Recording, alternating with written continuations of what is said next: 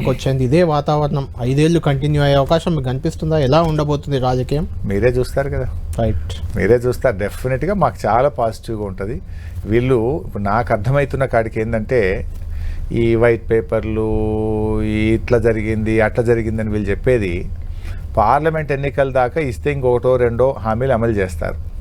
Parliament ఎన్నికల తర్వాత ఈ హామీలు మేము అమలు చేయలేము, ఈడేదో లంక బిందెలు ఉన్నాయనుకొని వచ్చినాము కానీ ఈడ లంక బిందెలు లేవు, అందువల్ల మేము ఇచ్చిన హామీలలో అమలు చేయలేమని చేతులు ఎత్తేస్తారు. మీరే చూస్తారు. పార్లమెంట్ ఇదంతా ఇప్పుడు జరుగుతున్నటువంటి ఒక పథకం ప్రకారంగా జరుగుతున్నటువంటి ప్రచారం నేను అర్థం చేసుకుంటున్నది యాజ్ ఎమ్మెల్యేగా నా అనుభవం నుంచి, ఇది ఈ హామీలు అమలు చేయలేము అని చేతులు ఎత్తడానికి ఒక పథకం ప్రకారంగా వ్యూహం ప్రకారంగా ఇదంతా చేసుకుంటూ పోతున్నారు. కాకపోతే ఇప్పుడు పార్లమెంట్ ఎన్నికలు అడ్డున్నాయి కనుక నడుపుతున్నారు.